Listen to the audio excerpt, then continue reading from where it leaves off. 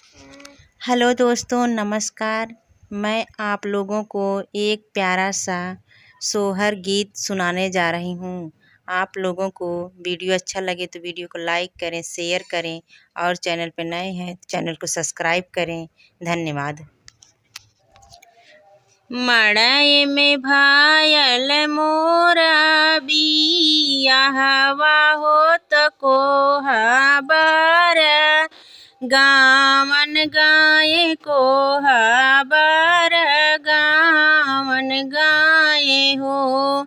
सखिया निहुरी निहुरे पियवा देखई तऊ धाना नीक लागई, धाना नीक लागई हो।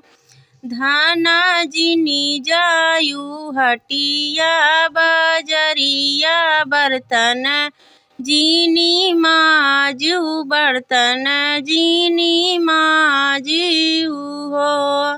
धाना जिनी की हुरा मारा सोइया, चुनरिया धूमिल होई है, चुनरिया धूमिल होई है हो।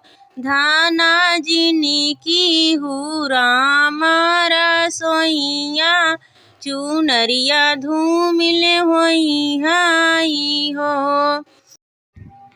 पियवा के ना जई है हटिया बजरिया, तके ना बर्तन मजी है, तके ना बर्तन मजी है हो। पियवा के करी है राम रसोइया, चुनरिया कैसे बची है, चुनरिया कैसे बची है हो। धाना माई जे जई है बजरिया, भाऊजी बर्तन मजी है, भाऊजी बर्तन मजी है हो। धाना बहिनी जे करी है राम रसोइया, चुनरिया तोहरी बची है, चुनरिया तोहरी बची है हो। धाना बहिनी जे करी है राम रसोइया, चुनरिया तोहरी बची है हो।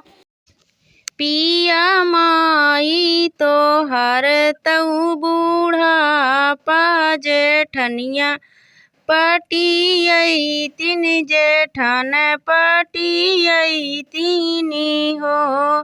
पिया ननदी तऊ बाटिन ससुरई तीन, चुनरिया कैसे बची है, चुनरिया कैसे बची है हो। पिया ननदी तऊ बाटिन ससुरई तीन, चुनरिया कैसे बची है हो। धाना माई के भेजबई बजरिया, भाऊजी के नैहारे, भाऊजी के नैहारे नी हो। धाना बहिनी के भेजबई सासुरावा, चुनरिया बाची जई है, चुनरिया तोहरी बची है हो। धाना बहिनी के भेजब सासुरावा, चुनरिया तोहरी बची है, चुनरिया तोहरी बची है हो। धाना हम जाबई हटिया बजरिया, बर्तन हम माजब, बर्तन हम माजब हो। धाना हम करब राम रसोइया, चुनरिया तोहरी बची है, चुनरिया तोहरी बची है हो। धाना हम करबई राम रसोइया, चुनरिया तोहरी बची है, चुनरिया तोहरी बची हाई